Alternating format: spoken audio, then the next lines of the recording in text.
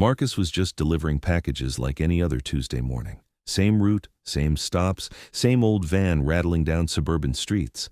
But when he turned onto Maple Drive at exactly 11:47 a.m., he saw something that would change everything. Welcome to True Human Tales. Before we continue this powerful story of courage and split-second decisions, tell me in the comments from which city in the world are you watching this video today. And if you believe stories like this need to be heard, hit that subscribe button to support the channel. The delivery route through Millfield suburbs was Marcus Chen's bread and butter. 6 years running the same neighborhoods, dropping packages on the same porches, exchanging the same polite nods with stay-at-home moms and retirees. His brown UPS uniform was faded at the shoulders from countless hours in the sun, his clipboard bore coffee stains from 1,000 morning drives, and his van smelled like cardboard, diesel fuel, and the faint scent of industrial disinfectant he used to clean it every weekend. Nobody looked twice at Marcus. He was just part of the suburban landscape, as unremarkable as mailboxes and fire hydrants. Middle-aged Asian American guy, medium build, quiet demeanor, a slight limp in his left leg that most people never noticed. The kind of person who blended into the background of American middle-class life without a second thought. Kids would wave from their bicycles, and he'd wave back with a smile that never quite reached his eyes. Housewives would thank him for heavy packages, and he'd nod politely before disappearing back into his routine. Regular customers knew him by face, but not by name, knew his schedule, but not his story. But Marcus hadn't always been invisible. The tattoo hidden beneath his long-sleeved uniform told a different story. Delta Force insignia intertwined with coordinates and dates that marked operations across Afghanistan, earned through 2 brutal tours and classified missions that would never appear in any public record or Hollywood movie. Staff Sergeant Marcus Chen, medically retired after taking shrapnel in his left leg during a night raid outside Kandahar. The fragments were still there, too close to major arteries to remove safely. The doctor said he was lucky to be walking at all. The limp was barely noticeable now, but it had ended his military career in an instant and led him to this quiet suburban existence. His pension wasn't enough to live on, so he'd taken the UPS job. Benefits were good, hours were predictable, and most importantly, nobody asked questions about his past. His supervisor knew he was prior military but didn't know the details. The other drivers knew he was reliable and kept to himself. That was enough. He preferred it that way. No adrenaline rushes that left his hands shaking for hours afterward. No life-or-death decisions made in split seconds with incomplete information. No watching good men die in places that didn't exist on official maps while politicians back home debated strategy. Just packages, signatures, and the peaceful rhythm of civilian life where the biggest crisis was a missed delivery or a barking dog that wouldn't let him approach the front door. Until today. Marcus turned his van onto Maple Drive, checking his manifest. 3 deliveries on this street, an Amazon package for the Hendersons at 12:47, a clothing order for Mrs. Patterson at 12:51, and an electronics shipment for the new family at 12:55. He'd been delivering to this neighborhood for years, knew every driveway, every dog that would bark at his approach. The Henderson family was always his favorite stop on the route. David worked downtown at First National Bank, always professional and polite when he was home to receive packages. Sarah was a part-time nurse at the Children's Hospital, with kind eyes and a warm smile that reminded Marcus of his sister back in California. Their 8-year-old daughter, Emma, would sometimes run to the door to see if there were packages for her, bright pigtails bouncing, always asking if he had anything special for her family. Normal family, normal life, the American dream in suburban packaging. The kind of life that his military service had been meant to protect, even if they never knew it. But something was different this morning. The black Suburban parked awkwardly across from 12:47 wasn't just out of place. It was professionally out of place in a way that made Marcus's trained instincts prickle with unease. Government plates, but not the kind local police used. Federal plates, the kind that belonged to agencies with 3-letter acronyms and classified budgets. The tinted windows were regulation dark, and the vehicle was positioned for quick egress rather than convenient parking. 2 men stood beside it, and everything about them screamed law enforcement, but their behavior was all wrong for a legitimate operation. Real federal agents on official business would have coordinated with local police. They'd have proper positioning, backup units, established perimeters. These two were too relaxed for cops on active duty, too alert for ordinary civilians, and they kept glancing at the Henderson house with the kind of focused attention that came from surveillance training and operational planning. Marcus slowed the van, muscle memory from another life kicking in automatically. Cover and concealment. Situational awareness. Trust your gut when something doesn't feel right, because intuition was just training and experience, talking in a language your conscious mind hadn't learned to speak yet. His hands tightened slightly on the steering wheel as years of combat experience whispered warnings that his civilian life had tried to silence. That's when he heard the scream. It came from inside 1247, muffled but unmistakably desperate, a woman's voice, high with terror. Then silence. The kind of silence that means someone just got told to shut up or else. Sarah Henderson. He'd know her voice anywhere after 6 years of casual conversation. Marcus pulled his van to the curb 2 houses down, mind automatically shifting into tactical assessment mode. The timing wasn't coincidental. David would have left for his banking job by now. Emma would be safely at Roosevelt Elementary learning math and history, leaving Sarah alone and vulnerable in a house that someone had clearly identified as a target. The men by the Suburban had moved with the kind of professional precision that came from training and experience. One was walking toward the house with easy confidence, hand resting inside his jacket in a way that suggested concealed carry and muscle memory. The other stayed by the vehicle, maintaining overwatch and communication, ready for immediate extraction if the operation went sideways. This wasn't a random crime. This was professional. Marcus reached for his phone to call 911, then stopped. The response time in this area was 8 to 10 minutes on a good day. If this was what he thought it was, a kidnapping in progress, those people inside didn't have 8 minutes. He could drive away, mind his own business, let the professionals handle it. That's what civilians did. That's what delivery drivers did.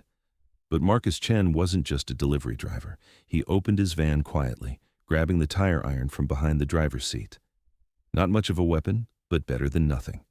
His phone went into his pocket, 911 pre-dialed but not yet called. If this went sideways, he wanted backup coming fast.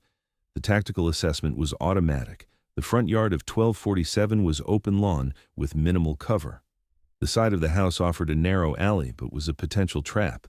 The back approach would require crossing 2 neighboring yards and might take too long. Direct approach it was. Marcus walked toward the house like he belonged there, package in one hand, tire iron concealed behind his leg. The man by the Suburban glanced at him with professional assessment. Delivery guy, not a threat. Ignore and continue mission. That was his first mistake. 20 feet from the front door, Marcus heard voices inside. Male voice, calm and controlled. Just do what we say and nobody gets hurt. Female voice shaking. Please, my daughter's upstairs. She's just a child. Third voice, another male. Kid stays put until we're done here. 2 hostiles inside, 1 outside. Unknown number of hostages. Civilians in immediate danger. Marcus made his decision. He walked straight to the front door and rang the bell. The voices inside went silent. Footsteps approached the door. Through the side window, Marcus saw a figure checking the peephole. UPS delivery for Henderson, Marcus called out in his most bored, routine voice. The door opened 6 inches, chain still attached. A man's face appeared in the gap, early 40s, clean-shaven, eyes that had seen violence before. We didn't order anything. Says here David Henderson, 1247 Maple Drive. Marcus held up the package, close enough that the man would have to lean forward to read the label. When he did, Marcus struck. The tire iron came up fast and hard, catching the man's wrist as he reached for his concealed weapon. The sound of breaking bone was audible even through the door. The man screamed and fell backward, gun clattering across the entry hall floor. Marcus didn't hesitate. He kicked the door hard enough to snap the chain and burst inside, already moving toward the sound of the second hostile. The living room was chaos. Sarah Henderson pressed against the far wall, hands zip-tied behind her back, terror written across her face. David Henderson lay on the floor, unconscious, blood pooling from a head wound. The second man was spinning toward Marcus, pistol already coming up. Military training took over. Marcus dove left, using the couch for cover as the first shot splintered the doorframe where his head had been. He came up behind the coffee table, tire iron ready, calculating angles and distances with cold precision. The gunman was trying to reposition for a clear shot while keeping Sarah as a human shield. Professional technique, but not special forces, professional. This guy was good, but Marcus had trained with the best. "Let them go," Marcus called out, voice steady despite the adrenaline. "You're outgunned and surrounded." A lie, but delivered with such confidence that the gunman hesitated. In that split second of doubt, Marcus moved. He vaulted over the couch, closing distance faster than the gunman could track. The tire iron caught the pistol just as it swung toward him, sending the weapon spinning across the hardwood floor. Both men went down hard, training and desperation colliding in a tangle of limbs and violence. The gunman was younger, probably stronger, but Marcus had 20 years of combat experience and the kind of muscle memory that never fades.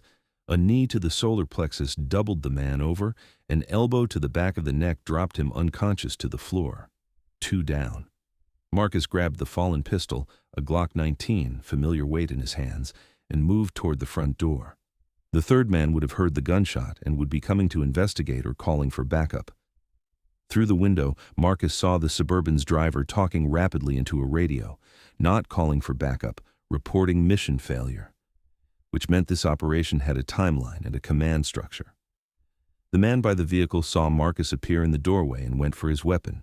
Military training versus law enforcement training, but Marcus had position and initiative. 2 shots, center mass, professional execution. The man dropped without returning fire. Silence settled over Maple Drive like a blanket. Marcus checked Sarah Henderson, scared but unharmed. David was unconscious, but breathing, probably a concussion from being pistol-whipped. Emma was still at school, safe and unaware that her family had just been rescued by their delivery driver. Only then did Marcus call 911. "This is Marcus Chen at 1247 Maple Drive. We have multiple casualties and need immediate medical and police response. The scene is secure." The dispatcher started asking questions, but Marcus was already moving.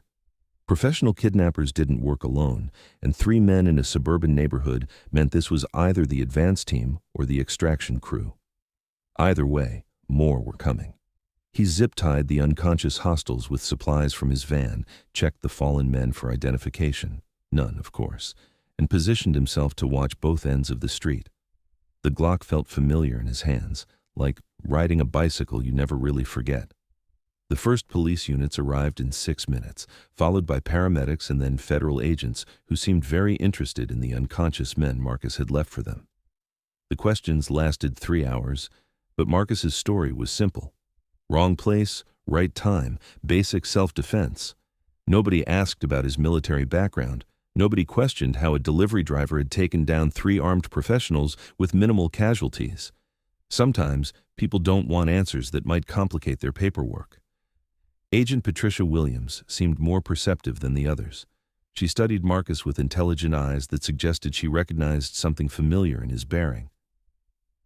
"Military background?" she asked quietly. "Some," Marcus replied simply.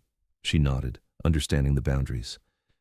"Thank you for your service, both then and today." Sarah Henderson hugged him before the ambulance took her family to the hospital. David would recover fully. Emma would come home to find her family safe. "Thank you," Sarah whispered, tears in her eyes. "I don't know who you really are, but thank you." Marcus just nodded. "Just a delivery driver, ma'am. Right place at the right time." Later, as he drove away in his rattling van with the bullet hole in the passenger door that he'd have to explain to his supervisor, Marcus allowed himself a small smile. The quiet suburban life was good, but sometimes the life you used to live found you anyway. And sometimes, when innocent people needed help, that wasn't such a bad thing. The package for the Hendersons never did get delivered that day, but Marcus figured they'd received something more valuable instead, the knowledge that even in the suburbs, even in their peaceful neighborhood, someone was watching out for them. Someone who looked like just another delivery driver, but who remembered how to stand between good people and the darkness when it came calling. Because that's what soldiers do, even when they're not soldiers anymore. The next day, Marcus was back on his route. Same van, same uniform, same quiet presence that nobody noticed. The Henderson house was empty. Family staying with relatives while they recovered, but there was a note on the door. Thank you to our guardian angel, the Henderson family. Marcus smiled, added the note to his clipboard, and drove on to his next delivery. Just another day in the suburbs, just another invisible man in a brown uniform making sure the world kept turning. But now the neighborhood knew. Sometimes the most ordinary people carry the most extraordinary stories. And sometimes, when you need a hero, they're already there. They just happen to be wearing a delivery uniform. 3 weeks later, Agent Williams stopped by his route. No official business, just checking in. They talked about nothing important: weather, traffic, how the Henderson family was doing. "The men you took down," she said quietly. "They were part of something bigger. International crime syndicate. Your intervention saved more than just one family." Marcus nodded. He'd suspected as much. "We could use someone with your skills," she continued. "Consulting work, nothing full-time. Help us protect people who can't protect themselves." Marcus looked at his van, his clipboard, his route through suburban streets where normal people lived normal lives. "I'll think about it," he said. Because sometimes retirement was just another word for being ready when your country called again. This story was brought to you by True Human Tales. Have you ever encountered someone whose quiet expertise suggested hidden depths? Tell us about them in the comments below, and let us know what city you're watching from today. If you believe stories like this deserve to be heard, subscribe to support the channel. We honor the guardians who continue serving, one delivery at a time.